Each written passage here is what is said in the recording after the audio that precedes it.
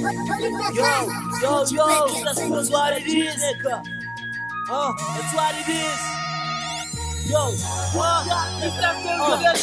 si vit sa sokay ak bo flow mbagasiye. E si sotifiye ak mbagasiye. Pagi jen bebe mbay chou rap nem ratifiye. Level me chanje si negate yo baka sope. Se go koze me bo flow nan dekwan yo. Mfe opose msoube simsi nan dekwan yo. Mwen yo ka pedan, abif yo manti pedan. Yo kade planson yo sa sou rap veteran. Si rap se le bajil kone se mwen vatikan. Si vek yo be ade pou yo kone mso pikan. E pidan, ou bede si te nom sou pa ekri.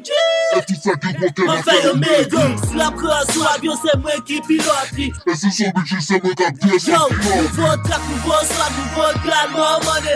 Mwen komanse pa pose paske mwen mande. Amasko nega, babi fè le blok apri le tek. Sout la hong nega, bagi chefen ka meni anket. Pase yo konsalye dejan sou ki sa sou ki la bi.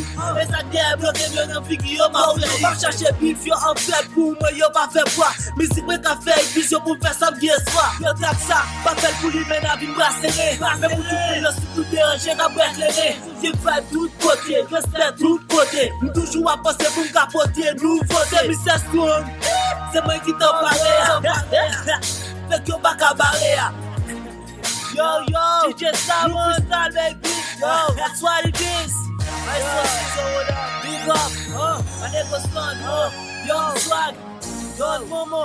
But get beat, Young Cottage, and never you know.